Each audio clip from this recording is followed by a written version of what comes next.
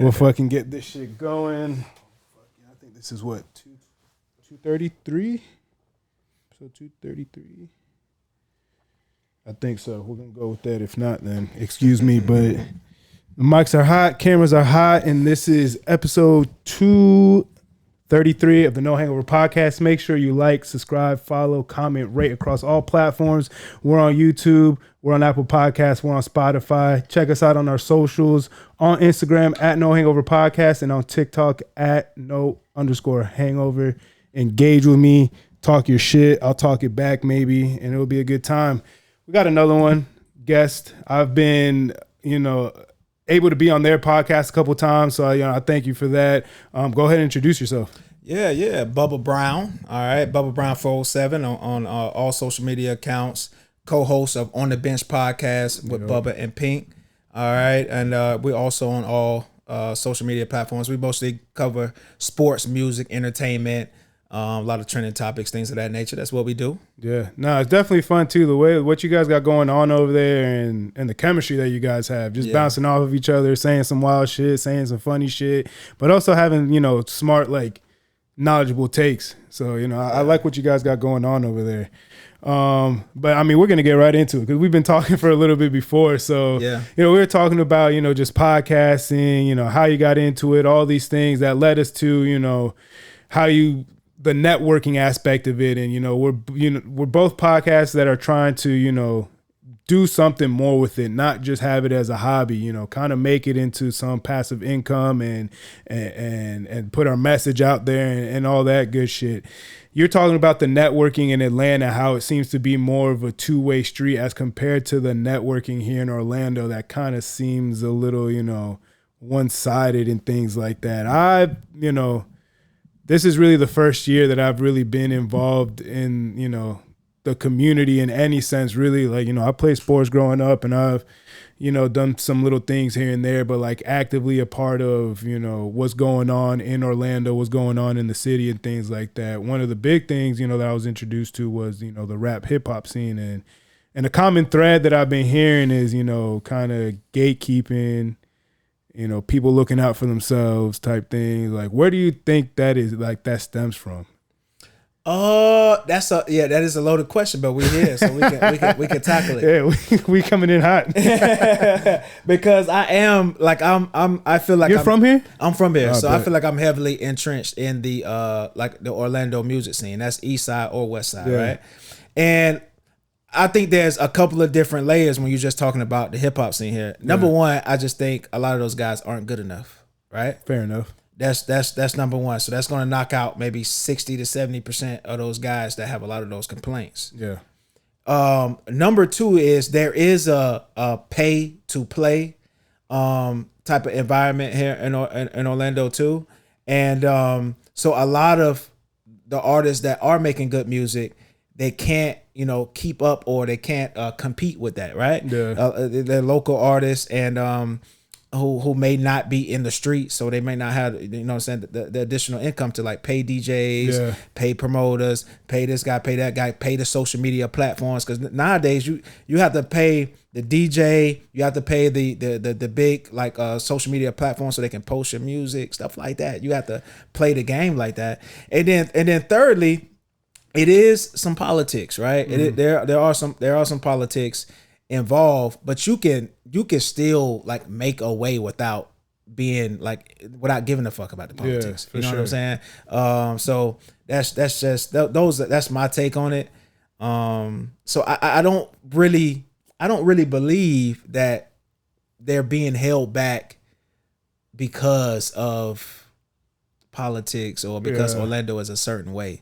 Because man, there are guys like there's a phenomenal artist named Juju, right? Mm-hmm. Juju was in Orlando. Juju was rapping, and not a lot of people was listening to Juju. At first, he was a part of a group called Smoking Juju, right? And then of course, he's making solo music as well. He ended up moving to California, right? Just fuck it, I'm gonna move to Cali, because it's what I mean, and really take a chance. And now, man, I mean, he got writing credits on the Carter 6. He's right there with Big Sean. He's on the team. He's on Big Sean's team, and and all of that. Sometimes, man, you can't stay in this bubble. You gotta be bigger than Orlando. You gotta step out a little bit. And I mean, that's something that, not to that scale, but when I was 21, I moved to Pennsylvania for a year. Yeah. And you're just kind of getting out of your element a little bit, kind of getting out of your zone, kind of seeing what else the world has to offer and things like that. Moving to Atlanta was the best thing that I had ever done. And it really had nothing to do with my podcast or anything like that. It was really just on a personal level. Well, personal and professionally, right? Because I do like recruiting on my day-to-day job. And man, you talking about, I'm a guy with bachelor's and master's degree. I couldn't get a fucking interview here in the Orlando area. Couldn't get an interview, man. You know what I mean? And the job I was at for 10 years, I couldn't get an interview for the manager job. You know what I mean? Yeah. And my cousin called me like, yo, you need to move. You need to come up here to Atlanta, the people, the network and this and that. Yeah. And I believed him. I just believed him. I dropped everything. I dropped my apartment mid-lease. I dropped the girl I was with. Damn. He called me. He called me to say if he called me on a Thursday, and it's no lie. That Saturday, I went up there to visit. That next Thursday, I had moved. Damn. In a week, you're out of here. I was out of there, man. That's kind of how it was with me. Mine was 2 weeks, but I'm like, damn, I'm not doing anything down here. Like, I'm not getting into any trouble, but like, I'm just not doing anything. Yeah. So like, I know my dad lived up in Pennsylvania, so I called him up like, hey, like, what's up? How you doing? Whatever. And I'm like, would you like mind if I moved up with you? It's like, yeah, I don't mind, but let me talk to my wife, this, that, whatever. He called me the next day. He's like, when do you plan on moving up here? I'm like, shit, give me 2 weeks.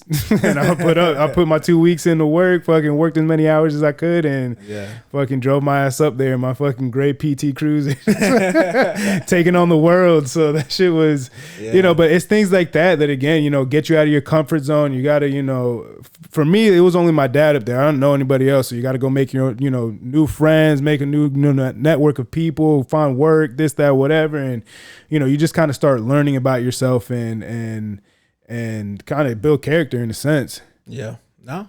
Big facts. You got to do that, man. You got to do that. But I mean, back to your point, the Juju guy, I went to school with Tyla Yaweh. He was, okay. He dropped out, I think, our freshman year, but I had summer school with him. And, he kind of did the same thing too. Like, if you listen to his story, he fucking. Now we had Tyler on the pod. Oh, for real? He was recording in the studio, and he came in, gave us a drop, said a couple lines or whatever, and walked out. So I he wasn't he was an on official there. Guest. Hey, he was on there. Yeah. We put him on our promo too. We got a promo that we put on YouTube. Hey, you got to be smart with that shit. Hey, Nah, but the same thing. Like he kind of went out there, took a chance, and then again, you just never know what's gonna happen if you step out of your comfort zone. Me right now, like I just quit my 9 to 5. I'm doing my own landscaping business right now, and I'm working on that, and it fucking sucks right now, but like the goal and the plan is to by the end of 2026 I'm just managing and collecting checks, and I've been able to set myself up to where I know how to get to that point. It's just a matter of taking the risk, stepping out of your comfort zone, having these bad days and overcoming and knowing that there's always tomorrow, that if today was kind of slow, today didn't really work, I know I could wake up tomorrow and get after it, and it's on you, which can be scary, but also at the same time, like I said, it shows who you are. It kind of shows what you're made of. You prove it to yourself more than anything. Yeah. You could go say, I did it, to prove this person wrong, that person, but more than anything, you prove it to yourself. It's like, when my back is up against the wall and I need to make shit happen, I can make shit happen, and that type of like mindset and confidence can take you so far in life. And people I feel like don't understand, like the mind over matter thing is so fucking real. Like it's wild. It's wild sometimes. Nah, it's super wild. It's super wild, man. You gotta you just gotta go through with stuff, man. A lot of stuff too, man, because like I see that you are like a creator, like you're a creative, just like me. So it's like, a lot of times what you're doing, it just doesn't feel like enough. Like, you know what I mean? Shit, you can say that again. Yeah, it just don't feel like enough, man. Like right now I'm at a point where I'm searching so hard to find like that other thing that I want to dive into. And sometimes I start stuff and don't finish it, man.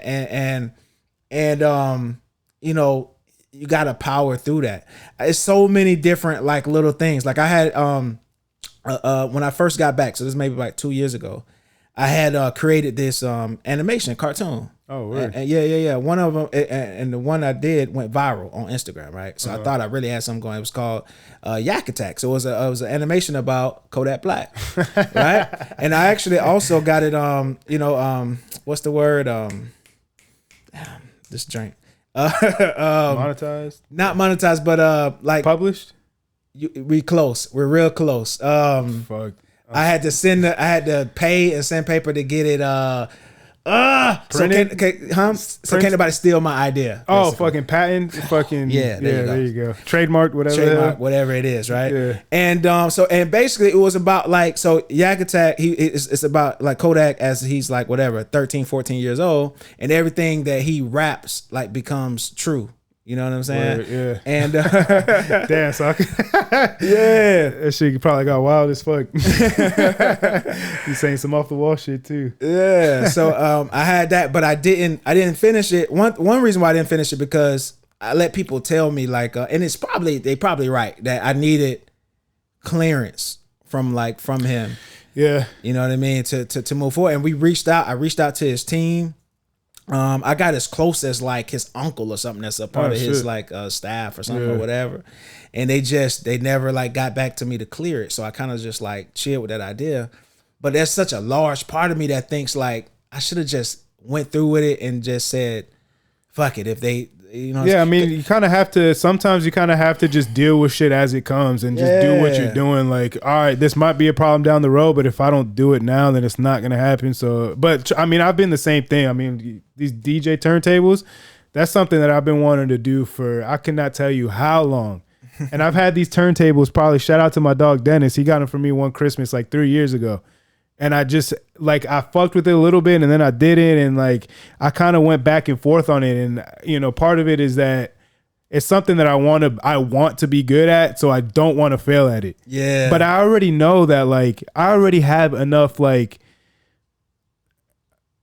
I guess like not musical talent, but I'm inclined musically enough that I know that I'm not gonna suck. Yeah. But it's just the fear of like, I mean, it's pretty much just me talking myself out of it, getting into your own head and letting you're your own worst enemy, dog. Like you just be convincing yourself like, no, like I'll pick it up when I pick it up. But like, you know, then 3, I mean, with this 3 years passes, you know, I'm just now starting to, you know, set it up, you know, start getting everything set up, using it a little bit, toying with it. I mean, the same thing with the piano. I'm a little bit more proficient on it, but man, like there'll be times where I'm on it heavy and then like I'll just like 4 or 5 months pass and I haven't touched it once.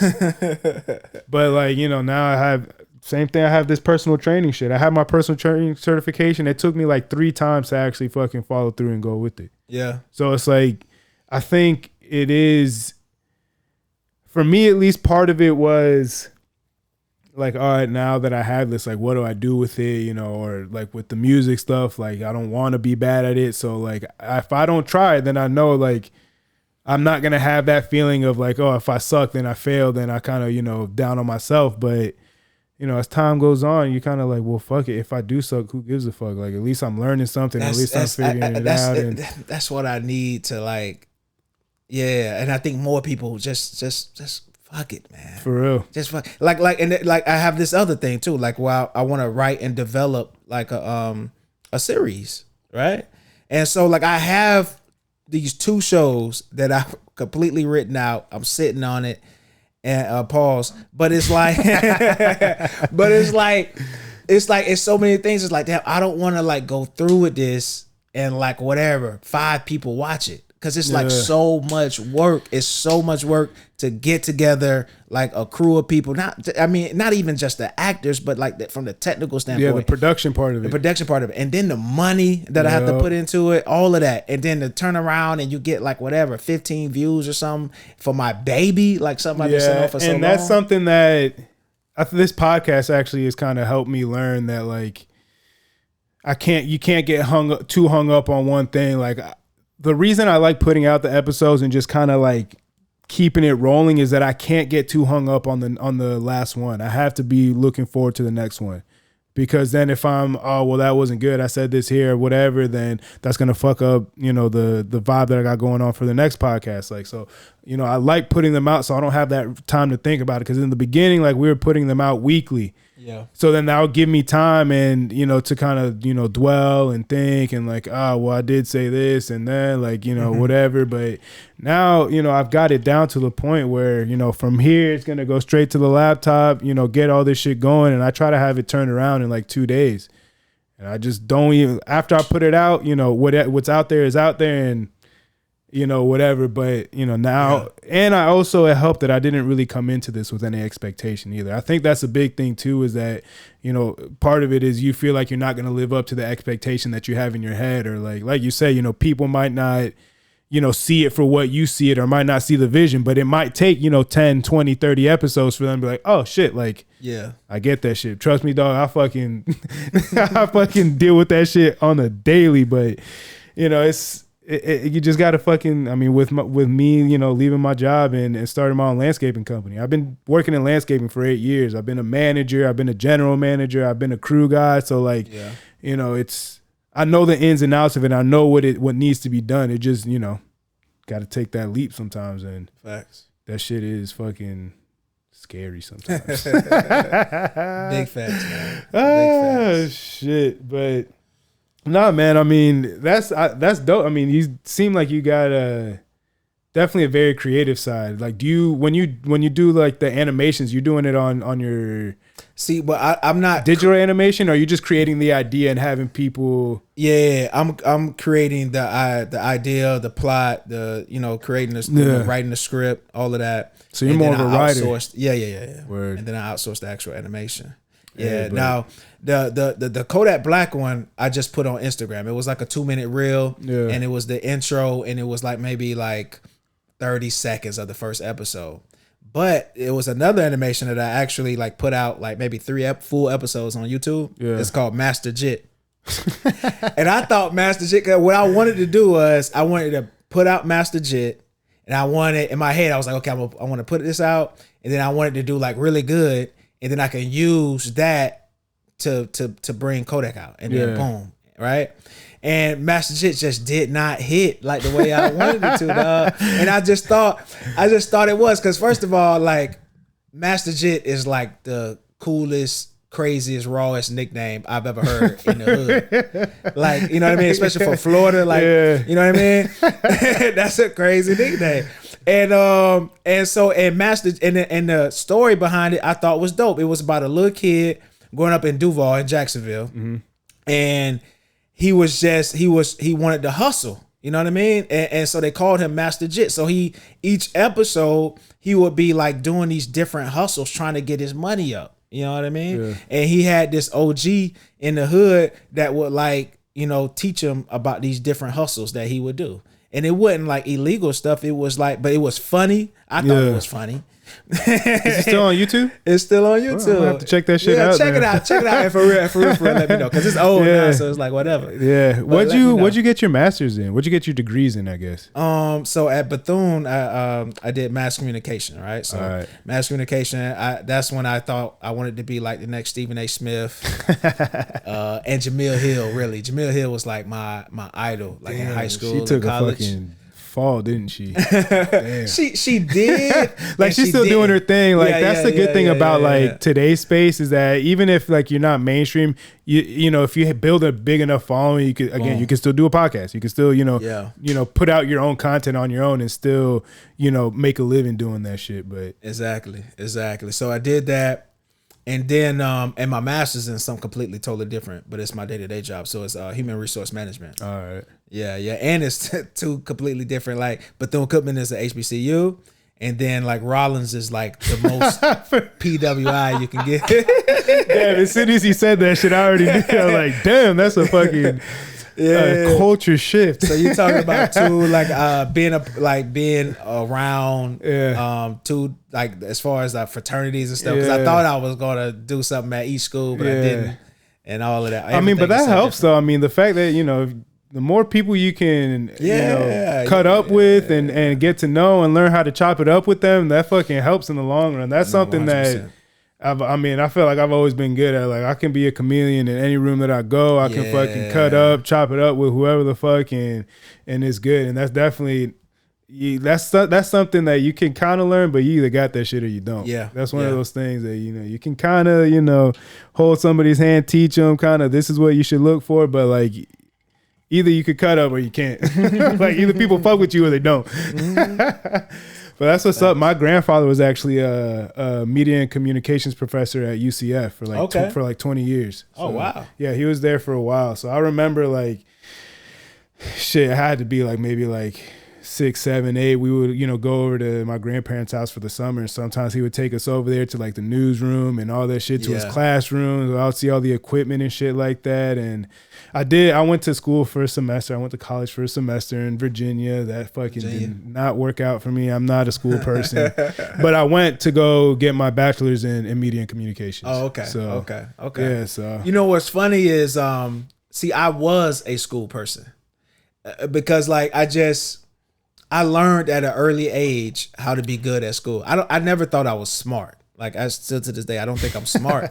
I just learned how to be good in school. Yeah. I just say, okay, I'm gonna do all of my work, all of my homework, and every extra credit I possibly can do, and they can't fail me. Like, I was terrible at math. Like, I failed the FCAT math at least 6 or 7 times. Damn. I did not think I was gonna even graduate because of it. Damn. And somehow, from the luck of the luck, the last time I took it as a senior, I passed. And but as far as like how I was getting by, like in math classes, literally it just all the homework, all the extra work, and just being nice to the teacher, and they just fucking passed me. There's no way I was passing those tests.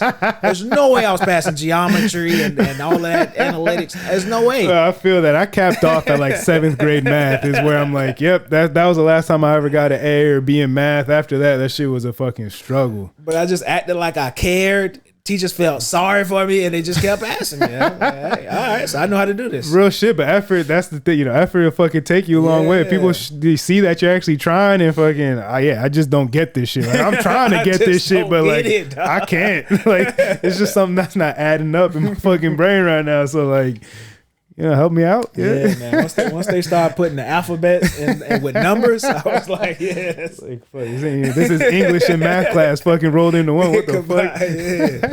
Yeah, that's what's up though, man. Yeah. So, did you play any sports? I know you play basketball, right? Yeah. But no, not like in school. No, I couldn't, man. I was working. Like, so I had a job all throughout high school, 9th, 10th, 11th, and 12th grade. Oh, shit. Yeah, matter of fact, in 12th grade, I had 2 jobs. I worked at McDonald's and I worked at Albertsons. And what's funny is we do this thing on the show where it's like story time with Bubba. I got like 1,000 stories because the craziest things just happened to me. It's crazy. But so when I was working at Albertsons, I was a senior. I was working at Albertson's liquor store. First of all, I wasn't supposed to be working over there. Yeah, you're underage. Yeah. But I was working over there. And it was this guy from the hood, right? He came in one day and he stole a bunch of liquor. And my manager wasn't there. Mm-hmm. So number one, I wasn't supposed to be working over there. And if I was, I'm always supposed to have like a manager. You're like a superior over there. And so I was there by myself. And it appeared on camera, because there's no audio, it appeared that he came in the door, he saluted, we talked for a second, and then he went back out and grabbed a bag and came in and just loaded. So it kind of looked like a set, like you were kind of in on it. No? Yeah. So they fired me. Damn. Gave me a lifetime ban. And was grilling me, like talking about, oh, you can go to prison and this and they brought the police in, they put me in handcuffs. They banned you from fucking Albertsons? Yeah, man. Banned me from fucking Albertsons.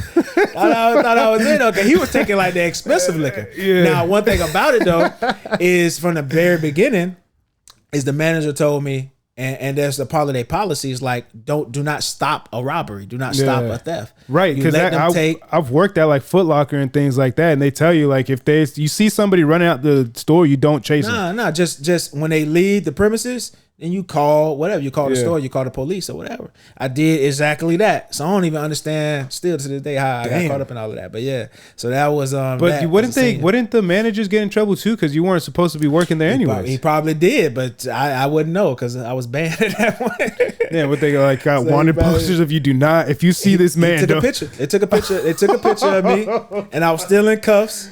They took a picture of me and they put it on this wall. Most of the people on the wall is like whatever petty theft people. Yeah, it's like you see this person in the store, be on the lookout or whatever. Damn. So yeah, man, they did all of that because that's probably why they went out of fucking business. They're fucking banning people and shit.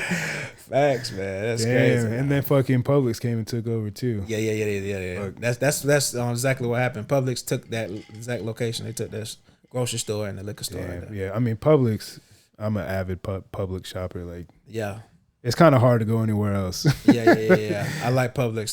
That's where I go now. I do Winn-Dixie some too because it's like super close to where I live. There is some Winn-Dixies now that are like they fucking revamped their shit and like it's like that shit's nice now. Yeah. It's like it used to be on the same level as like Save a Lot and all them. Yeah, for real. And they kind of like bumped them up that where they're like under Publix but above like the Super Saver store. Yeah, so it's like a safe haven. Damn, they're like in their own. They got their own fucking they got lane. Their own lane. Damn. So you didn't play in high school, but did you play like have you just played like recreationally and like in leagues and shit like that? Yeah. So that's what ended up happening. I just played in a lot of rec leagues. Now it'd be some people that may watch this like, yeah, you wasn't good enough to play high school anyway. Because I did 9th grade, I did try out. Yeah. I only did one tryout before, and it was like 9th grade, and it was because it was like a part of like it was like a summer tryout. Yeah. And actually, Pink, I didn't know Pink at this time, didn't know him at all, but he was on the coaching staff. At one part that didn't pick me. You know what I'm saying? So we always joke about that too. Damn, what a full circle moment though. You know what I'm saying? That's wild. Yeah. Exactly. I tried out I played football through high school. Yeah. And I played soccer before then. That was my first team sport. I was on a swim team. I did taekwondo for a little bit. But I did try out for the basketball team my freshman year. And obviously I'm not that tall. I'm athletic, but my freshman year, like I kind of have a handle now. So like my freshman year, that shit was non-existent. But I did know I was athletic and I knew I could jump high. So like, I fucking made sure like on the athletic stuff I was showing out. And when it was time to scrimmage, I was down there like making sure I was grabbing every board.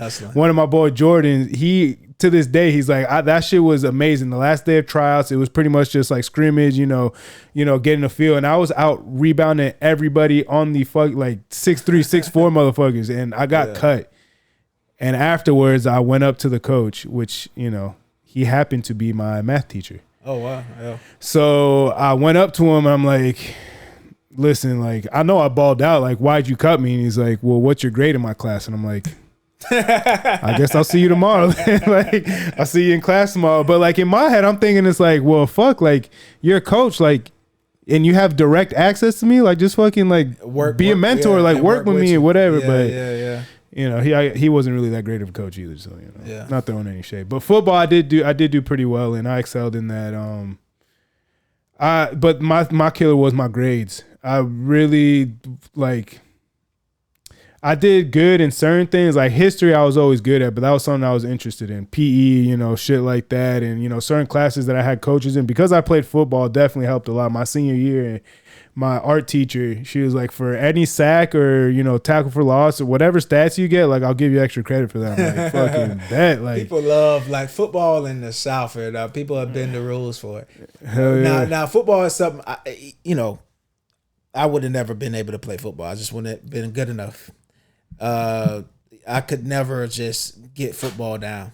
And it's funny because I'm like, now my nephew is playing football, and it's like, and it's certain things that you see, because of course, like I watched football my whole life. Yeah. I know how the game should be played. I know whatever various different positions. Now I got enough. And so, trying to tell him, but like I remember at that age playing football and how like hard it was and how confusing it is. And so and right now he's playing. And one thing about youth football is like, coaches really need to slow down. Yeah. Well, some of the guys out there are thinking like they're coaching like they're in the NFL, you know what I'm saying? Fucking in the SEC, coaching for their lives and shit. And it's like, dog, these are 6, 7, 8, 10 year olds. Like you need to make it simple. They like you need to hit the A gap and I'm like, man, these guys don't know what the fuck. I didn't know what a gap was until like my 11th grade year. What are you talking about? Yeah, like that is and that's I think what a lot of people miss. Like casual fans, that like football is a complex sport. Like football is so complex. When you're just watching it looks like just a bunch of people running into each other, but like once you actually get into like that real X's and O's and shit, like, and that's why I love football so much. It's such a team sport. 10 dudes can do their right job.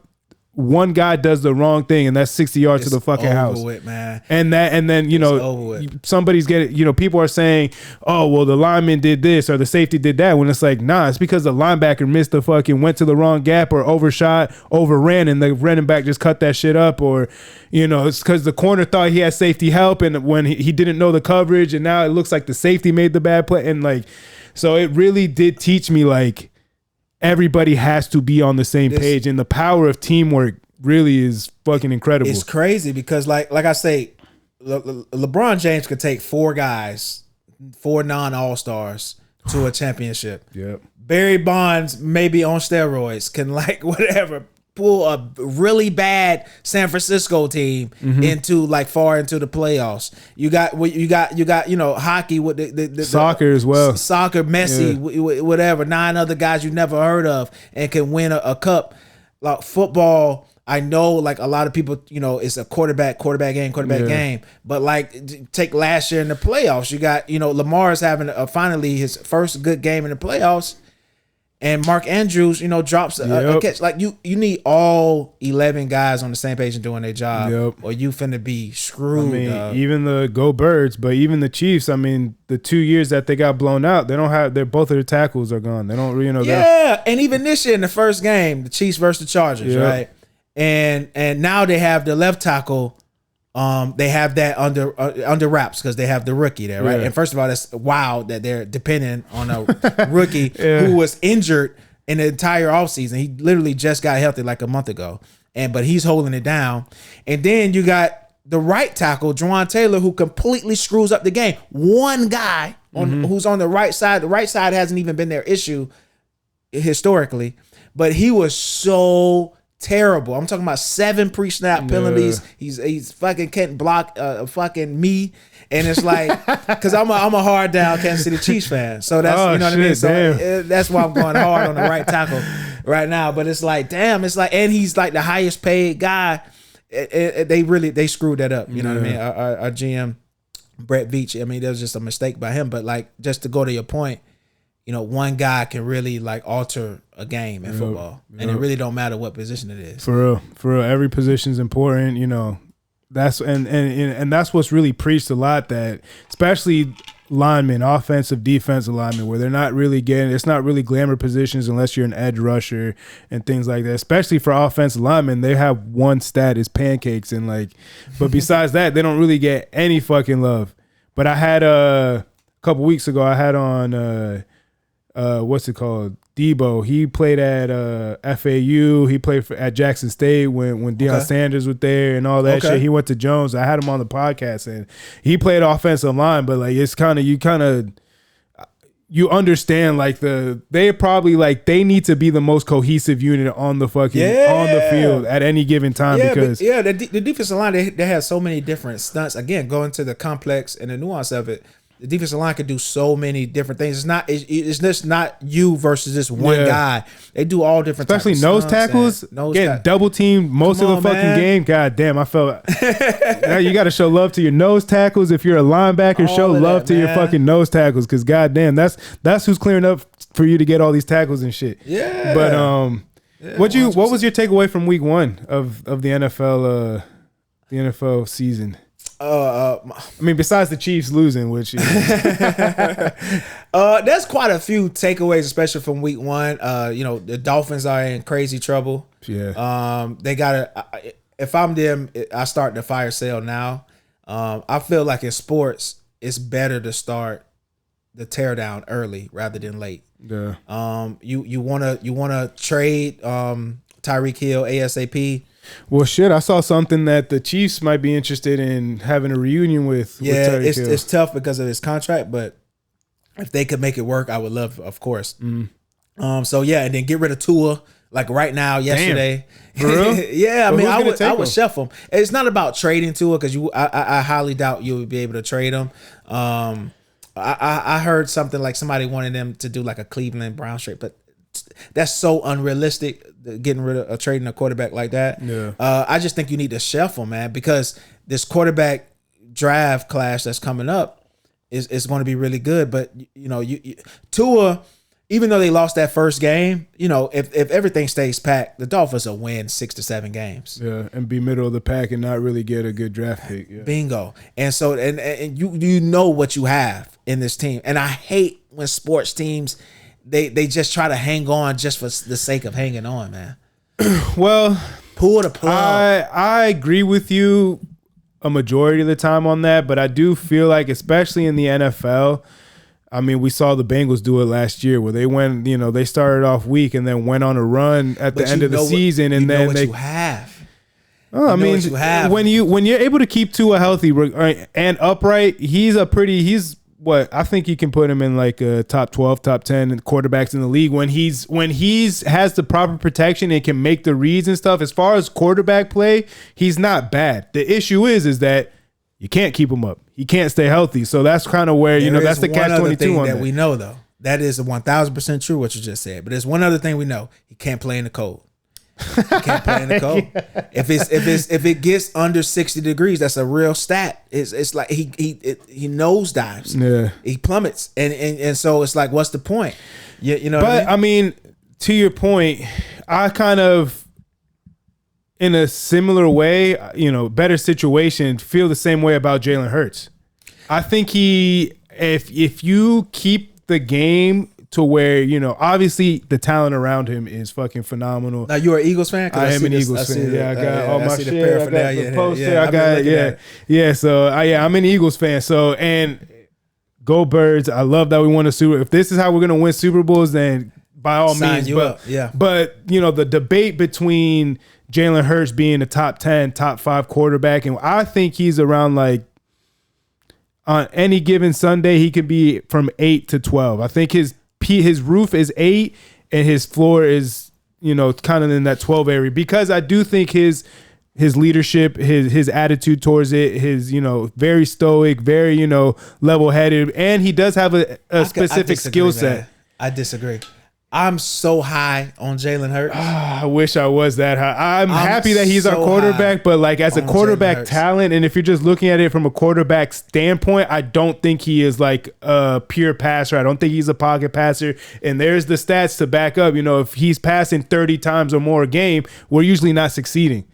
That's fine, but the same goes for Lamar Jackson, who has won 2 MVPs and everybody loves. You would rather have Lamar Jackson, wouldn't you? Yeah, but he also can throw 41 touchdowns in a season. You gotta look at context. You gotta look at context, because the one thing I love about Jalen Hurts, okay, and you can't just poo-poo this, is that every single big game situation, he plays his absolute best. He shows up. And then other guys in big game situations, they do not play well. For sure. Everybody loves Justin Herbert. The big arm, talent-wise, he's top 3. People love him. He's in every like ESPN reporter's top 3 to top 5 quarterbacks. And I would put him in there as well.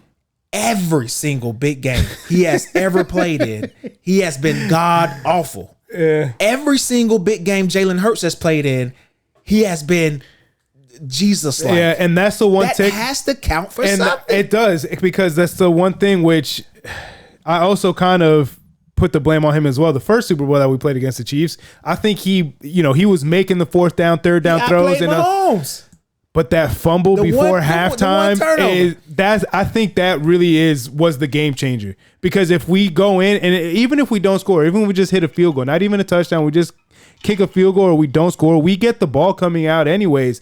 And I think the way that we were controlling the game, I think we could have just ridden out the rest of that game but I think that was such a momentum shift. And then going into the second half, it turned into what it turned into. And it was a little back and forth. Mahomes started catching fire. That offense started catching fire. And then, that holding call might have never even fucking mattered if that touchdown if that fumble at the half. Yeah. So like, I agree with you that in the big moments, he's proven that he's going to show up and he's going to do his part.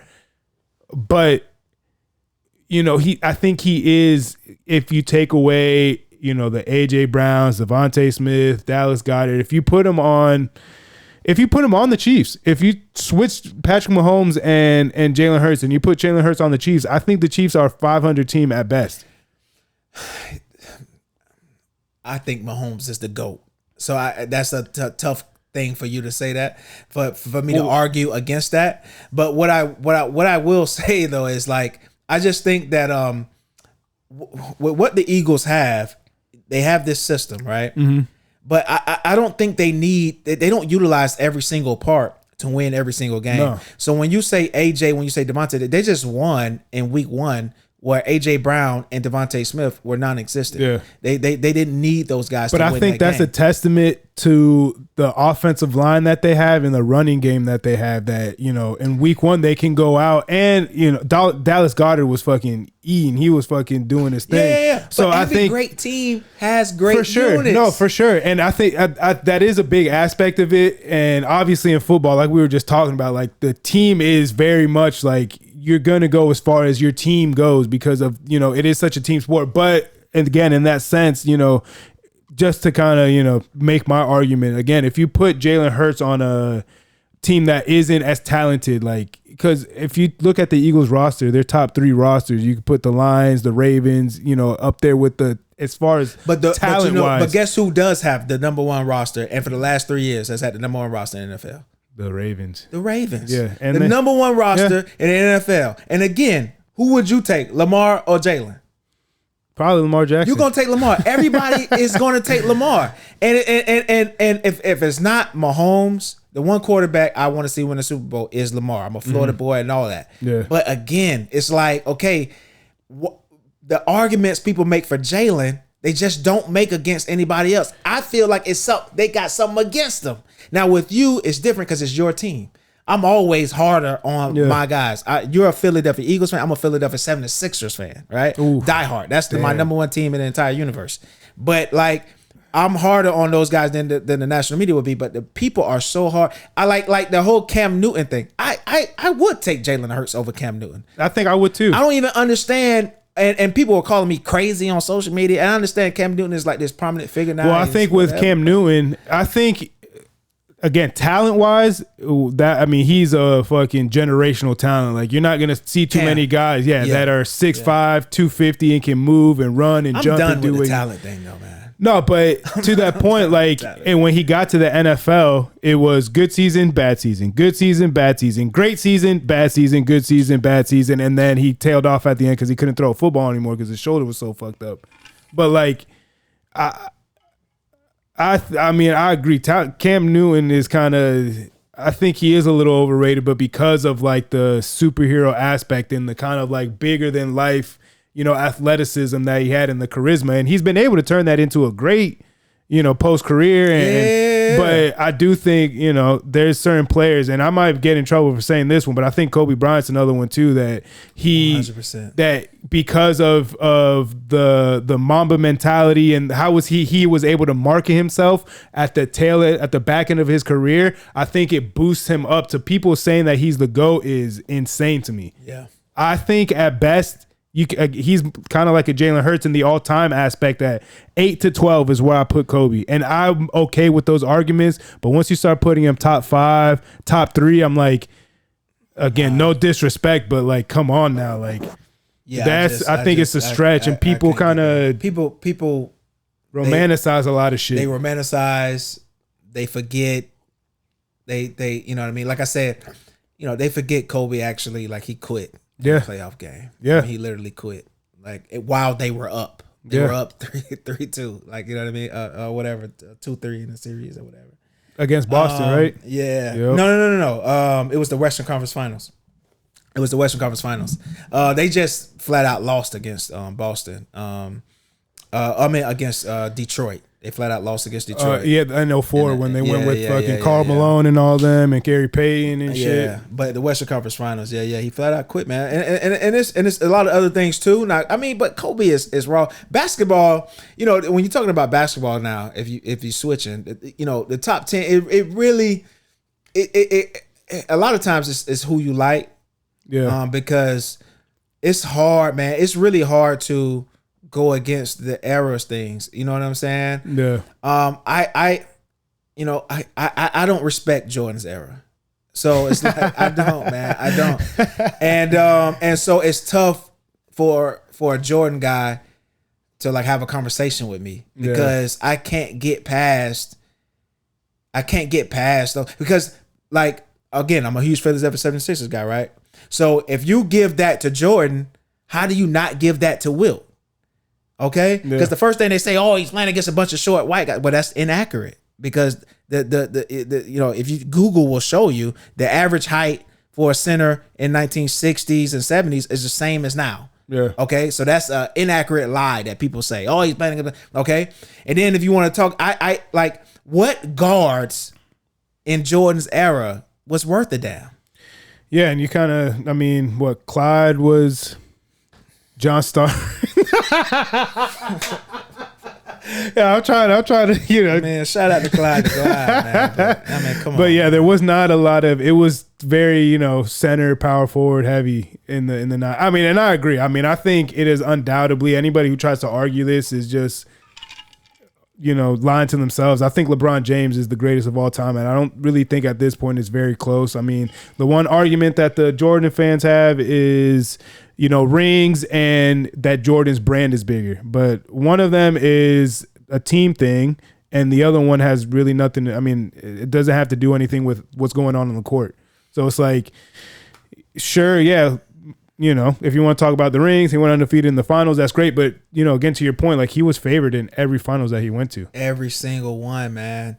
There's no person on the face of this earth that can convince me that the Jordan Bulls, if they went up against Steph Curry, Kevin Durant, Draymond Green, Klay Thompson, like they would beat them. That's just silly talk, man. That's silly talk. Yeah, and again, adding on to that, the Warriors had to fucking re-up on that team and add the second best player in the world because they're like, fuck, we can't beat LeBron James on our own. The first year that he went back to Cleveland, they should have won that finals. But Kevin Love gets hurt in the Eastern Conference Finals or at some point in the playoffs, and then in Game 1, Kyrie fucking cracks his kneecap. Like, what type of freak shit is that? Like, facts, and then he still took it to 6 games. They won 2 games in that, so it's like, sure he lost, but like, again, like you were saying, you gotta certain things need a little bit more context. It needs more context, man. It's like the Orlando Magic with Shaq and Penny if they had happened to get Charles Barkley and fucking Reggie Miller, and it's like good luck with that. After they had beat Jordan with just Shaq and Penny anyhow, which people just erased that from their memory. Well, because he wasn't there for that whole season. I'm like, all right, well, we're moving the goalposts now a little bit. He was still there. This man he was still in his playing. Prime, man. He was in his prime, man. You think he wasn't putting up shots? Yeah. But he just couldn't get it done that year. And that's it. That's it. But basketball is funny, man, because it really do depends on who you like and whatever. Like I got LeBron number 2 actually. I think Kareem is the GOAT. And I would take that. I hear that argument too. I don't think it is. I think it is LeBron, Michael, Kareem. Yeah. But I will hear that argument, and it's funny because a couple Thanksgivings ago, we were sitting at the table, and it's my grandfather, my uncle, and me. My grandfather's grew up watching Kareem. My uncle grew up watching Michael. I grew up watching LeBron James, and fittingly enough, my grandfather thought Kareem's the GOAT. My uncle thinks Michael Jordan is the GOAT. I was saying LeBron James is the GOAT. And we were having a little, friendly discussion about it. So, kind of that has something to do with it as well. But, I'll be the first one to say that, at some point it's inevitable. If this game is played long enough, there's going to be somebody that is going to rival LeBron's accomplishments, rival Michael Jordan's accomplishments. The brand is going to be just as big as Jordan brand, or if not, rival it and things like that. And when that time comes, I'll be the first to admit, it's like, that motherfucker might be the GOAT now. Like, but it's just the natural evolution of things. But people get so emotionally attached to their opinions and things like that they can't fucking see just like, listen, I have nothing against Michael Jordan, like especially in basketball. I feel like basketball has the most emotional takes out of all sports. Like I don't know, for some reason it gets that is for real. People get fucking hurt about like what the fuck, like I cannot believe, and like we'll get into heated fucking debates. Like you think I just fucking smacked their mom or some shit? Real like, heated debates, and it's things that like are not tangible. We'll never like know. Yeah. Like football, we don't really do that too much. Like we're not comparing whatever Dan Marino to whatever. People solidify their spot, and that's kind of where they're at. Like once you're a great, like it's not really unless you're Tom Brady and you just really separate yourself from everybody else like that. But most other positions, I mean, Jerry Rice is that for receivers. But if you look at, running backs, if you look at linebackers, safeties, corners, running, things like that, you kind of even running backs. Because if you ask 10 different NFL fans who's the best NFL running back of all time, you might get 7 different answers. But it's not going to be any heated debates among those answers. It's like if you say Emmett, I say Barry. Like we gonna say, oh yeah, I like Emmett. Oh, I like Barry and whatever. You like him or you like whatever. But I think it's Barry and LT. LT is because he's my personal favorite. Yeah. You don't hear LT's name. I think LT gets the short end of the stick because he was the one I wanted to play running back when I first started playing football. And when I was playing backyard football, I always like fuck going out to the receiver. Give me that rock and let me make some moves. Like so that he was really the one that like I'm like damn and he would be crazy in today's game. Yeah, oh my God, because the way he can catch out of the backfield too. He was one of the first guys that was really like, multifaceted in that sense. Yeah. So me personally, I think he might not be second all time, but on my personal list, I think Barry Sanders, is undoubtedly just because of what he did with what he was doing it with. It was kind of like obviously not with the wins and stuff, but being able to create what he did and the stats that he put up. It is very like, how the fuck are you doing that? Like that, it seemed like 70% of his runs were based off just pure ability and just making people tackle. You can't catch, and now I'm off. Bet like, good luck. Yeah, his highlight reel it's insane. That shit is fucking bananas. That people try to say Tavon Austin has the best fucking football highlight tape. Everybody says that fucking. I know it's college and pro, but Barry Sanders, he was doing that shit in college too. Yeah, that shit is wild, but. Yeah, no, the basketball stuff is, which, man, basketball season always creeps up on me too, because already in August, they're already showing commercials for opening tip. Yeah.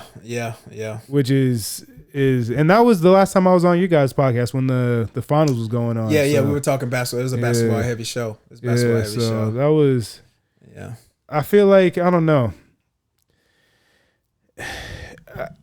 I feel like the older I get, the less excited I have been getting for NBA basketball.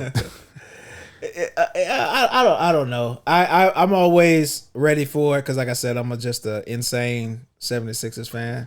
I like watching, like when it comes on, more so like I pay attention, like I'll pay attention in the beginning, but I really start locking in after the All-Star break because that's when people really start trying and playoffs around. But like, the first half of the NBA season is right and dead in the middle of fucking football season. You got NFL and college, so that's where I'm fucking locked in. And I do pay attention to soccer a little bit too, so that takes up a little bit of that space too. But it just seems like with the NBA, like it is a soap opera. It's a lot of drama. It's a lot of fucking theatrics and shit like that, which I can respect, I can appreciate, but like.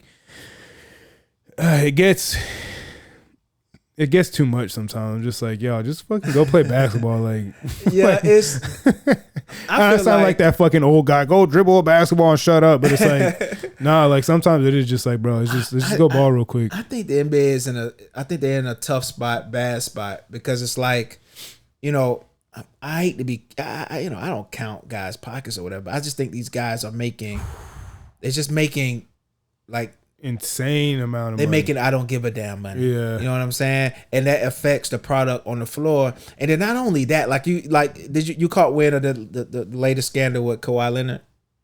With the money laundering and all that shit? Yeah. So basically they're paying Kawhi Leonard on the side. Yeah, under the table. And it's like how much do you need, dude? Like, you're on a max NBA contract making whatever, 40, 50, $60 million per season. Yeah, okay, which is fucking wild. And then you barely play at that because of injuries. Okay, but like you know what I'm saying, you're barely playing. Yeah, and then also a lot of people may not remember, but when he was deciding between the Lakers and the Clippers, there was this big story that came out from Toronto about how Kawhi needs all of this extra stuff. He needs people to fly on the plane. He wants his own jet. He needs this. He needs that. He needs X amount of tickets to each game and all of this stuff. And that's the only way you can get him. And his Uncle Dennis got to be in and this and that and all. And I'm like, God damn. And now on top of that, you gotta come up with a fake, $25 million, whatever it was. You know what I'm saying? And Steve Ballmer saying that he know nothing about it is, I don't know. I don't think you become a billionaire and not know where your money's going and shit like that. Maybe he might have not been fully involved, but he had to be kind of on the up and up a little bit. It crosses desk for sure. Because fuck, like he's just trying to throw it all off on Kawhi, and I mean, and it may work, but it's just like damn, man. And these guys, they kind of the NBA players, they run the league, but they run the league without the actual ownership of it. Yeah. So it's a weird dynamic. But and then that's why you can't get the guys to play hard in the All-Star game. You have to come up with all of this weird, stupid NBA Cup shit for them to play hard in September and October.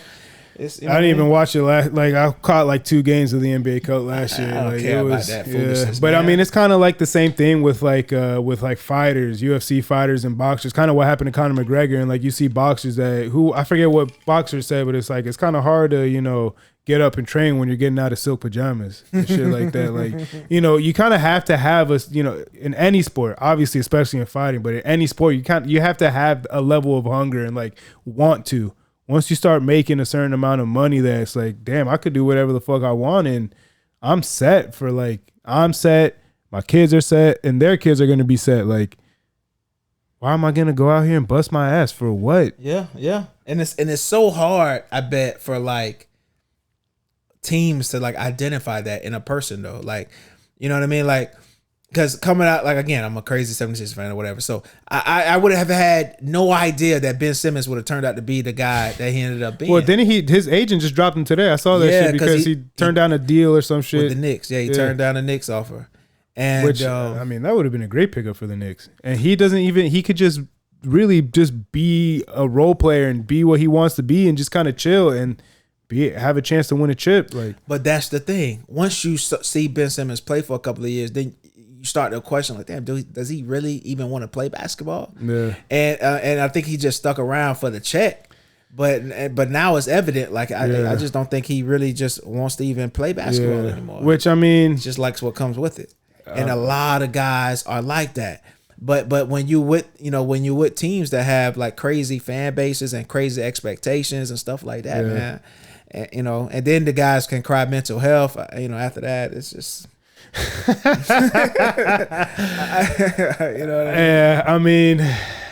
I mean, mental health is a real thing, and I think I'm glad that it's becoming more prevalent. But at the same time, like, it's kind of hard to cry that shit when you're, like you say, you're making millions upon millions. Like, I'm sure, and again, it comes with its own baggage, and I'm sure people are constantly berating you and this, that, whatever. But the great thing about it is that you can turn off your phone. You can fucking, you know what? I'm gonna go to the grocery store in my nice ass neighborhood where people don't give a fuck that I play basketball, and go to the grocery store. I could leave my phone at home, or I could do this. But I mean, and that's kind of the issue that I have with the NBA is that, like, I don't really care about politics. However you decide to go, like, I could give a fuck. But like, when you're starting to push certain narratives and push certain things onto people, especially in sports, when sports for how long has been like the one thing where it's like, I can get away from all this extra bullshit and all the fucking the left and the right and the this and the that and all this other shit and just go cheer my team on. And now it's just constantly, especially in the NBA, it's very much making it a point and very much like just putting in your face constantly that it's like, well, I can't fucking get away from this over here either. And I, like, again, like, vote for how you want to fucking vote, whatever. I don't give a fuck, but I am one of those guys that's like, I don't go to fucking watch NFL, watch UFC, watch NBA to look at this political shit. Like I go to fucking watch people ball and fucking do each other up and fucking go be competitive and that's, you know, to get away from it. And I do think, you know, people try to underplay that a little bit, but I do think that it has more to do with it than people want to give it legs or give it credit for. But you know, it is a lot of, especially just as we move forward in media, there's so much fucking gray area now.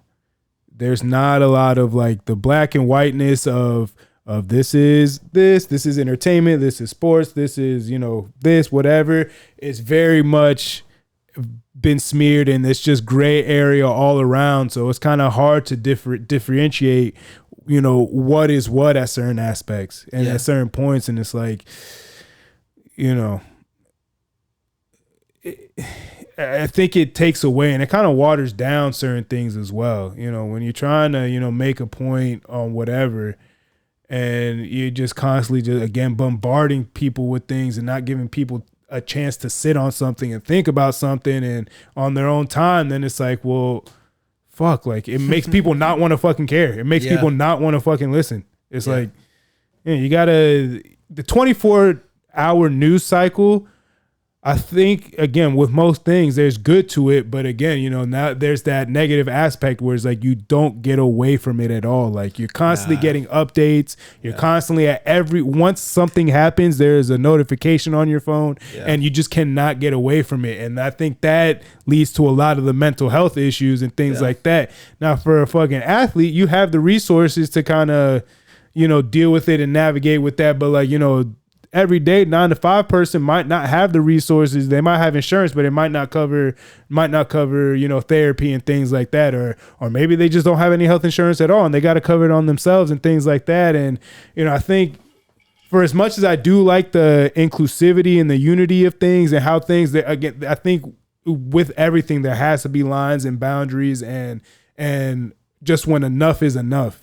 And all right, now we're talking about something completely different. We'll leave it over here, and this is going to be over here, and they don't really need a mix, and that's okay. Yeah. That doesn't mean you can't like both, like one, whatever, but they just don't need a mix all the time. Yeah. And I think that, you know, just, again, it doesn't necessarily, it's not necessarily a bad thing, but you kind of see where the negative effects what they are and kind of what it's leading to. No. Yeah, I agree there. I always thought it does have to be like weird for an athlete, you know, to hear and pay attention to not only social media but also sports media and then all of that, and then you get negative, like you know, the whole LeBron Stephen A thing, and Stephen A's talking about the, you know, whatever. That shit was fucking. That was funny, honestly. You know what I mean? And I think, you know, it was a lot of, you know, Stephen A was just the guy at that time, but you know, when you just hearing so much about Bronny in a negative fashion, all on social media, all on sports media, and it's like, Stephen A is the latest person and he's right there in person. So it's like, let me, straighten this out right now. But, you know, it has to be like, I know it has to be like weird to like have a bad game. And then, you know, cause I was watching this one a podcast with players, and it was older players. And it was like, yeah, man, nowadays the younger guys are like at halftime on their phones watching Twitter or whatever to see, you know, whatever, get the updates or see how they're talking about the team. And it's just like, damn, you know, those guys, they care so much about what people are saying about them, at least some of the guys. So it's just like, if you're having a bad game, I know it got to be weird to like get some of that negative attention. But I mean, that's stuff that's controllable though. Yeah. You know, it's like, don't fucking go on your phone at halftime. Like, you're in a fucking middle of a game. Like, just don't go on your phone. Just don't go on your phone. Like, again, like, listen, I'm very much, you know, I'm 31. So like, I very much grew up in, you know, I have that good, you know, growing up without the phone, but I was in high school when phone, Twitter, fucking Instagram, all that shit was popping. And if you didn't have that shit, Facebook, MySpace, then you were kind of fucking, like you're fucking lame and shit. So like I get it, but like at the same time, it's like, bro, just put that shit down. Like your phone's gonna be there when you get back. If you want to go fucking scroll and look and do all this shit, and whether you had a good or a bad game, that's what, by all means. But like, you're in the middle of a game, like, be in the game. Like, just like at work, the same way, like, listen to music, do whatever. If you want to pop on a little podcast or whatever, but like, why are you on Instagram right now at work? Like, why are you scrolling through Twitter or whatever the fuck at work? Like, we're here to work. We're here to get a job done. Thanks. When it's lunchtime, whatever, go ahead, check your phone. But like, when you go home at the end of the day, but like, just get off that shit. And I like it. Obviously easier said than done because it's fucking right here at all times. It is fucking like it's right there. So like, easier said than done, but like at the end of the day, it is just more of a discipline thing.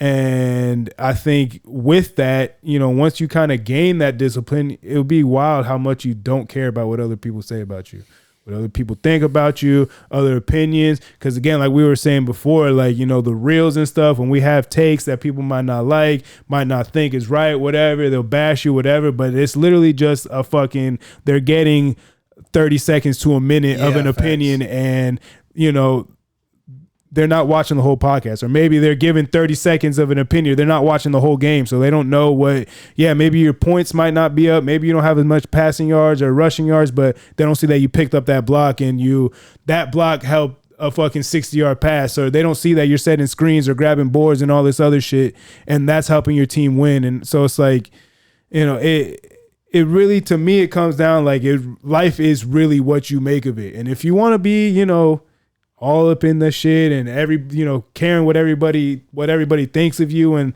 that's great and all, but at a certain, like, it's going to come at a cost. Yeah. And what's that cost? Your fucking peace of mind, your mental health, things like that. Like, those tweets are still going to be there when you've gotten over the fact that you lost the game, or you're coming down from the high of winning a game.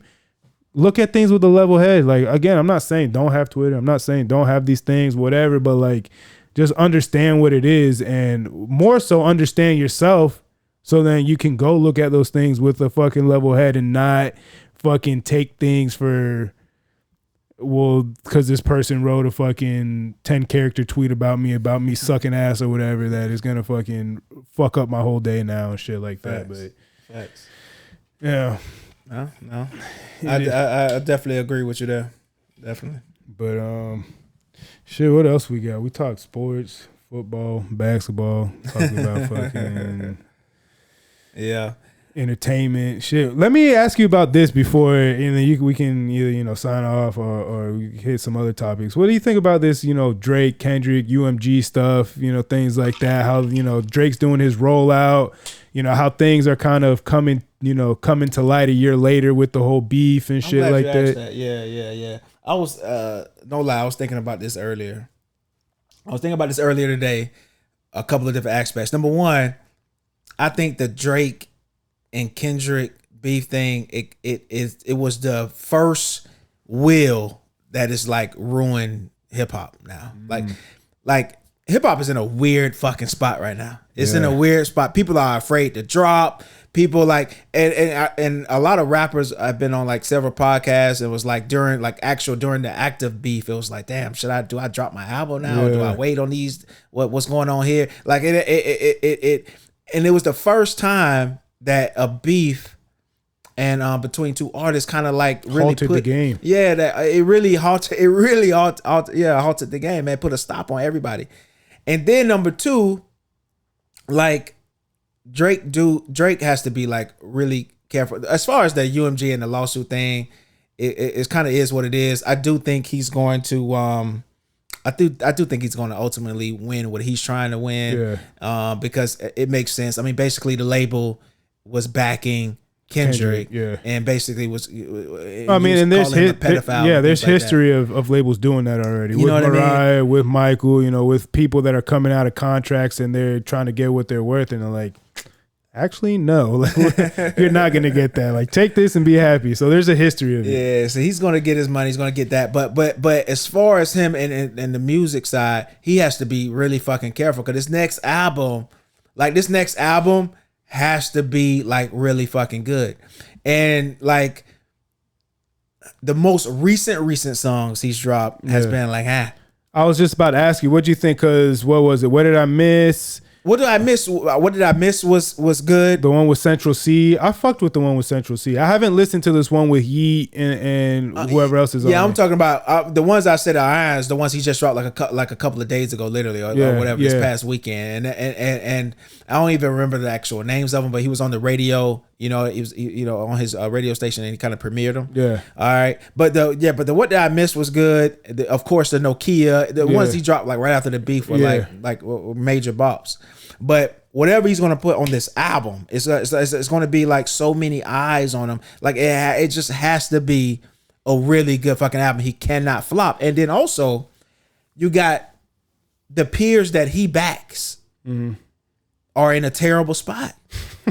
Like Thugger is, I don't like if like Drake is, he's got some bad luck, man, because he's been like, he sent money to Thugger and all of that throughout Thugger's process, and now Thugger is like, and some of the calls. So, well, the thing with that is that when that whole Thug and fucking Gunna thing came out, like Gunna was quiet the whole time and just let the music do its thing. He was supposed to do. And Thug is the one that was claiming that he's a rat, but he is talking like he's the one that was saying some shit. Like, you're doing a lot of talking for trying to put rat allegations on somebody else. Now, know if that's true or not, but like the one who was the rat has just strictly done music and nothing else. You don't really see him doing interviews, doing all this extra shit. He's keeping it strictly music. Thug is coming out and doing a whole lot of talking, which that's something that I always liked about Drake, that he's doing a little bit less of now, but like before, when he was in beefs and things like that, he always kept it music. You never saw him on Instagram, on Twitter, or none of that shit. Now he's been a lot more active on Instagram. He's a lot more active on social media and shit like that, at doing like the trolling and the subliminals and stuff. And I think it's more of just like marketing and business and staying relevant, which he does a great job of. Yeah. But I've never really been especially in music, really been a big fan of like artists going to Twitter and starting beefs, and going to Instagram and starting beefs. Like, just keep that shit music. If y'all gonna beef, do a little diss tracks here and there or whatever, but like, keep that shit music. Yeah. I like I said, I think Drake's rollout and whatever he's doing social, I think it's all fine as long as he drops some bangers on this album that's coming up. That's what is ultimately going to come down to. But like, what my point to bringing that Thugger thing up was like, I don't know if you can put Thugger on this album. Like, if y'all got a song that you was planning on putting on this album, you know what I mean? I don't know. You got to play it so safe, because it's so important for this album to be good. You know what I mean? And so, yeah. And another thing too, I don't know if you caught wind of this, but a lot of people were like upset about Drake, doing interviews on platforms that are non-hip hop. Yeah. Like, cause he did that Bobby one. He did another Bobby one, because this is the second Bobby one, right? And so I was thinking about that too. But I think that's like such a, I think it's just such. Well, bullshit. I think it's people nitpicking, and I think it's a lot of. And this reel on Instagram is becoming. I mean, it's when I first posted it, it got a lot of fucking backlash and things like that and stuff, and now it's starting to resurface again. But the one thing that I'm a big rap hip hop fan. That was the popular music of us growing up and shit like that. What rock is to our parents in the 80s, like rap is to us. Like, that's the popular music. But one thing that I'll say again is that be careful what you ask for, because for a long time when rap was coming up, they were look at us, we're mainstream, we have mainstream artists, we have big artists, look at us. Then when you get that, you can't start nitpicking and picking and choosing who is who and what is what. Because when Drake was coming up, a lot of people were saying he's the savior, he's the chosen one, he's going to take rap to the next level, things like that. Then when he starts checking off those things, those same people are saying, oh, well, no, that's not rap, that's not hip hop, he's this, he's that, he's Canadian, or he's Jewish, or he's mixed, and they want to play every single card. But then when he doesn't own it and embrace it, And people are gonna get mad at it. So it's kind of Drake is in such he's transcended rap. He is a fucking global artist, musician, like so like people, but he still runs the rap game, and I think that upsets a lot of hip hop purists. It upsets and all of them. It fucking drives them crazy. It upsets all of them, and I love that shit. Honestly, I say fuck all of them.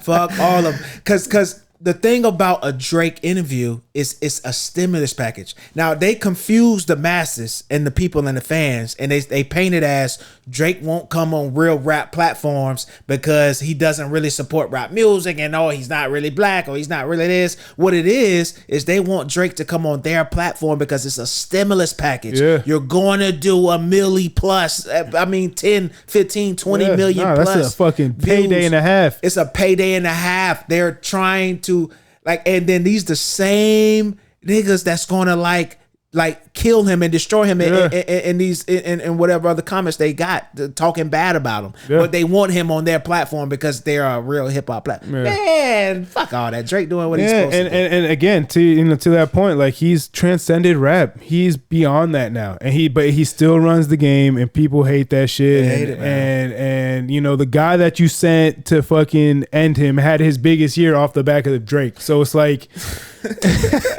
It's very counterproductive for whatever the fucking rap game's trying to do, where they're trying to blackball him or take him down or whatever the fuck they're trying to do. They should have done it 10 years ago. They should have did it a long time ago. And they were sending people, and no disrespect to Common, I love Common, but like Common ain't like he's not gonna come and fucking set bars to fucking get somebody out of the game. Drake I fuck with Meek Mill real quick, like light work, like it was nothing. Meek Mill, no disrespect to him, but like, tell the truth. What was a bigger record, Back to Back or Kendrick diss record? Which one? Which Kendrick diss record? I mean, the biggest one. The you know what I mean? The Family Matters ones? No. Not Like Us. Not Like Us. Oh. Not Like Us or Back to Back. Probably Not Like Us. Numbers wise, probably did better, but I think I made this point a couple weeks ago. Shout out to Nate. I had him on the podcast and we did a little music hour. But I mean, if you look back at Not Like Us a year later, like it's really, I mean, to me, it's played out and annoying. Like it was like the shock value of it and the fact that he dropped it like 30 minutes after Drake dropped Family Matters. It really was like, like people fucking lost their minds and shit and didn't know what the fuck to do because he beat Drake at his own game as far as, but like, it got super played out. It is a very regional song too, as far as like the production and all that shit. No staying power. It didn't have staying power for like a massive hit like as it was.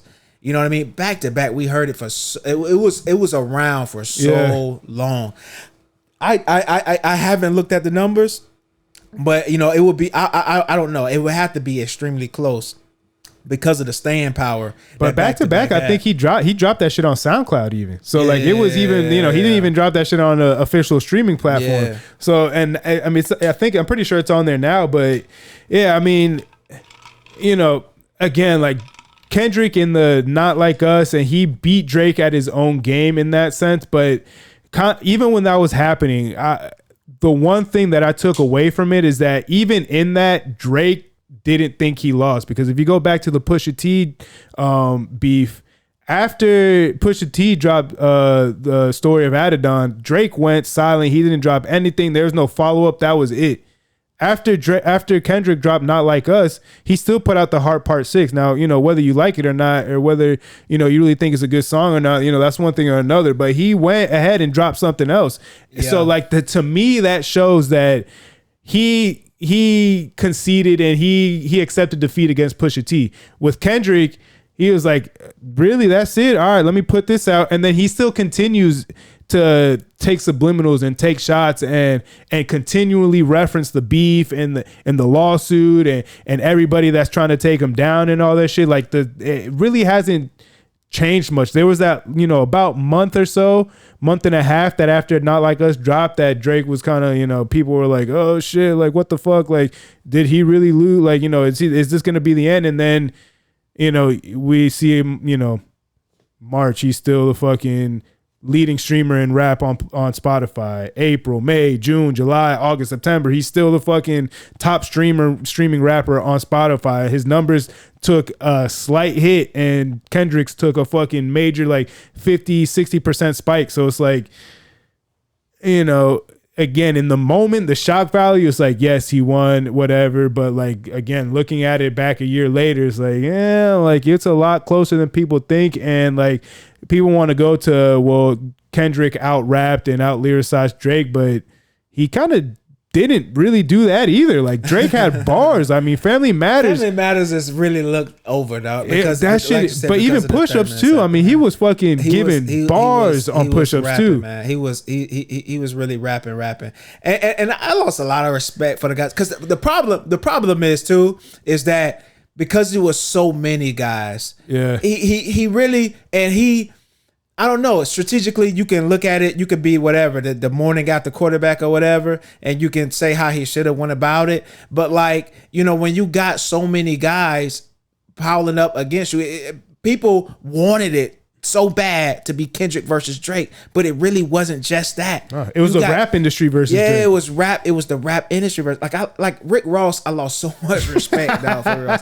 I'm a Florida dude, man. I love my Florida rappers, dog. But Rick Ross went down so many fucking. Now, this has nothing to fucking do with you, dog. Stay in fucking Miami for this one, dog. After Drake done gave you so many, like he just blessed you for so, like it was so many hits. Give him his best songs. Like what are you doing right now? Yeah, that shit was. And then all the other guys, you know what I'm saying? That was a part of it too. And then what I wanted to go back to with the Pusha T thing, because I you know, it's long gone and it's over. But I never respected that one either, because it's like people give Pusha T the W for that, the people who do, because he said that Drake had a child. Like that, I mean, like, and then how he got the news was from Kanye West pillow talking. Like that don't do nothing for me. and then the Kendrick thing is just all about, you know, it's just based out of like hate. It's just based out of, I don't like that you're you know, you're here, and that's it. I mean, he fucking says that shit in Euphoria. Euphoria is a great song too. And the one song that Kendrick was rapping too. And I mean, he's got bars. I mean, that's the thing. Like when you get two guys Kendrick, like that, or like it's gonna be like elite fucking level rapping and shit like that. But the one thing that also I do feel like gets looked over and kind of gets shitted on was that Taylor Made joint.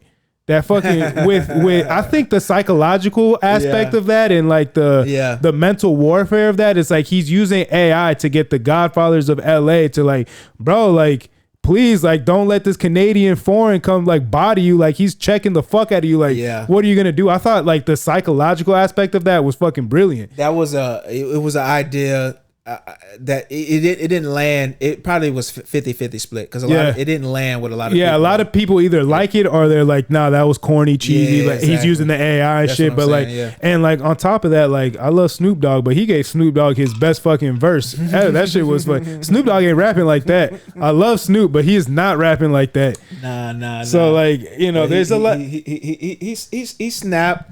He snapped. I you know, I just wish that he I wish that he had something else after the Family Matters, like in his plan, like, because I don't think that he knew that Kendrick had something like another one. Yeah, it seemed like to me that Family Matters, like he unloaded the fucking clip and he thought, and then Kendrick dropped Not Like Us, and then to me, The Heart Part 6 seemed like, even though he did drop something afterwards, it did kind of seem like he was scrambling a little bit, and like he was scrambling to put something out. But it did seem like Family Matters, he's like, all right, I'm about to fucking unload, empty the clip, I got this, and then, oh wait, what the fuck? Like, what is this? Like, shit, I didn't see that coming. So I think that's where people give the nod to Kendrick. I do admit, and I do too, because I do admit he lost. But my thing is, he got jumped.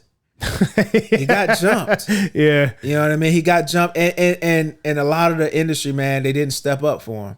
You know, a lot of the people that he blessed and he did stuff for, didn't step up for him. They probably stepped up for him in like private or whatever, hitting him up because he said he did hit. He heard from Savage, he heard from Sexy Red, and all these people. But it's like, and what about all these other motherfuckers But you know what? Another thing too, a lot of the people that he gives, he works with like new upcoming artists a lot of the time, and those guys are not really going to step into.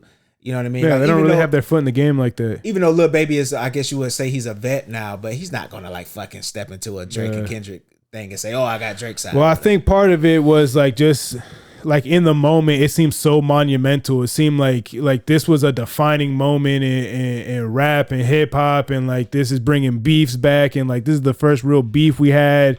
I mean, I guess since as far as like diss track since the Pusha T Drake shit, but like, I mean, you had arguably the two best rappers of their generation going head to head, and like it had been brewing for a while. Now that it was all coming to a point, I feel like the moment was very big for a lot of people, especially people that were involved, rappers, things like that, and I'll never forgive J. Cole. I just won't. Dog. People gave him a pass. I can't give him a pass. Just me personally. Like he came out and said, "I can't do it. They're my brothers. I don't want to see this war and all this shit." It's like, shut the fuck up. Shut the fuck up. J. Cole has made his career off of I'm number one. Yeah. I'm the best. And niggas don't want to step to me. They're not gonna step to me. Every song, every album, every verse, every time he hasn't did anything in a while. He's saying something like that every single time. Yeah. And finally, somebody does call him out, step to him. Oh, I'm gonna step away. This is getting a little too personal. That's what you been asking for the last 10 years. Yeah, that was that was kind of a bitch ass move. That was kind of like, you got this, dog. Thanks for fucking putting me on first person shooter. Thanks for giving me my first number one, but you have fun with that. And nobody ever thought, like, ain't no way, nobody ever thought like Drake and Kendrick was gonna fucking meet up and shoot each other. So like all of this, it's getting really personal. I don't want to like, come on, man. Everybody knew this was going to stay like rap or whatever. Like, so it's either do you want to rap with these guys or not? Yeah. And if not, you can't go around saying that you're the best and nobody wants to step to you. Like, well, he definitely, I think for that generation is, Drake, Kendrick, J. Cole, that people argue the three. He definitely solidified himself as the third. Like, you can still debate 1 and 2. I still think it's Drake, Kendrick, but he definitely solidified himself. If you didn't already think that, like, he is number 3. He bowed out and he didn't even want to take a punch. He didn't even want to train for that shit. He's like, okay. I was so mad at that, man, because Forest Hill Drive is probably my favorite album of all time, dog. Damn, for real. Like, that is a fucking masterpiece, dog. And so like him bowing out, that was crazy. That was crazy. I also like How to Pimp a Butterfly with Kendrick though. Yeah. Before last thing, and then we'll fucking. Yeah. I guess who are your favorite artists and what are your favorite albums? Like if you like go-tos, things like that, people who influence you. I know we talked about Lil Wayne because he was dropping the Carter 6 around that time, the last time I was on your podcast. But yeah. Who are your, constantly in rotation? If you put your phone on shuffle and a song by them comes on, every time I'm gonna fucking stop and listen to that shit. Yeah. If you're talking hip hop rap, Lil Wayne is my GOAT. I think Kodak is the Florida GOAT. Yeah. And then I listen to a lot of Rod Wave. Word. But I do listen to hip hop is probably not the biggest genre that I listen to. I listen to a lot of Afro beats and soca. Mm. You know what I mean? And then there's also a local artist here in Orlando his name is Bay Bubs. He's like fucking phenomenal. He's a rapper. But that's about it. But I do listen to a lot of Afro beats and soca too. Word. Yeah. I'm the Tim's and Burna Boy. DJ named K Tronada? No. DJ producer. His last album that he just dropped, it's all instrumentals, but it's very 90s soul influence and shit like that. Okay. He's one of my favorite artists. Like I'm very big in into like production and the beat making and all that shit, and like the layers to his music and the beats and shit is fucking incredible. So if you ever get a chance to listen to him, send me some. So I won't forget. I got you. I'll get your number after this. But he's like his music is fucking, and he, you know, he gets a lot of like R&B artists like Sir. He does a lot of shit with Anderson .Paak. He did a collab album with Amine, which I thought was really good. Yeah. I'm pretty sure he's got one. I saw Freddie Gibbs mention that he wants to do a collab album with him and all that shit. But like, he's fucking, as far as production and beat making, he is on point. Don Toliver, as far as like new artists, I fuck with Don Toliver a lot. He's nice. I fuck with him. But like Drake, Tribe Called Quest, I mean Kanye West, those are, you know, guys up there for me. We grew up on Yeah, that fucking really, especially Tribe Called Quest, they're another one that does not get the credit they deserve. I never gave them a shot. I just never heard them. It's not, I don't have any comments to say good or bad on them. But Kanye, do you knock him at all because of the writing thing? Because he doesn't write a lot? I never really saw him as a rapper anyways. Like, no. I did, especially in the beginning. Well, I mean, I think when you don't know any better. Yeah. And then once you kind of start, you know, kind of getting hip and, you know, start seeing what's going on. Like when he does write, I think, you know, he really has to put his best foot forward to actually put some. But like, I always appreciated him more for the production and the artistry, the music side of it, anyways, more than I did of the rap. Like, and I always thought it was like super fucking weird that the first diss song Pusha T put out was a hit on like the Drake writing thing. Yeah, but like Drake was just writing with Kanye West, with Pusha T was there. Yeah, and it's like Drake wrote 2 of the songs that is on Kanye West's album. Drake is the ghostwriting stuff I never got with Drake because he's a phenomenal writer. And you have enough people, like legitimate, like certified people that are coming out and saying like, nah, like he can fucking write. Just the other day, I was listening to fucking "Fall for Your Type" with Jamie Foxx, and he wrote that shit. You can hear that shit, and he fucking like his songwriting is fucking incredible. So it's like, and plus again, like just with like a lot of things, like I was mentioning, the gray area in rap and stuff like that. Like before, it was like in the beginning, it was more, you know, I got my group of people, and you got the songwriter, you got the beat maker, you got the producer, you got the engineer. Now it's so much of a collaborative effort, just like in most other genres of music. Yeah, it's such a collaborative effort. So when people are getting different, like I don't really knock people for it. Nah. Like if you give somebody a verse, like fuck it, like. At the end of the day, like it's turned into a hustle anyways. Yeah. It's turned into how much music can I put out? How much can I turn out? And things like, I mean, guys like Drake, like Future, like Lil Wayne, that really turned it into that. So it's like, of course you're not going to be writing all your own shit. And like you're working with so many different people. If Drake write a song for me and for Kanye, that song is not going to sound the same. No. The same words, same cadence. He telling us how to say it. That song is not gonna come out the same. Facts. Like it's something to that, man. Like people, stars can like fucking make a song sound so much better, even though they didn't write like every single word. For sure, no, for sure. It is again, it is a very collaborative effort, and I agree with you. These hip hop purists need to fucking get the fuck over it and understand like this is what you asked for. This is what mainstream is, like collaborating. Fucking maybe it's not the purest form of it, but when you get to a mainstream level, it's got to be digestible to a bigger audience, not just your niche or your region audience. So, man, this was a fucking great podcast. We need to do this again. I'm sure I'll be on your podcast again soon. Go ahead and plug all that thing up, and then we'll get out of here. Yeah. Once again, Bubba Brown 407 on Instagram, On the Bench podcast. We're available on all social media platforms, even YouTube. I actually bought some On the Bench podcast shorts for you, man. Oh shit! You gave us a No Hangover shirt for me and Pink. Bet. And these are some On the Bench podcast shorts, man. These are the ones that we win championships with in all these basketball rec leagues, man. I need some new shorts anyways. I appreciate it. Showing love.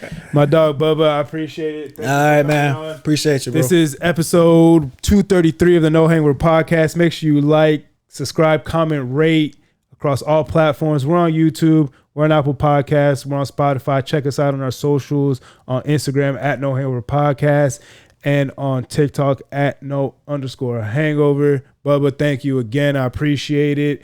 We'll catch y'all next time. Everybody love everybody. Deuces.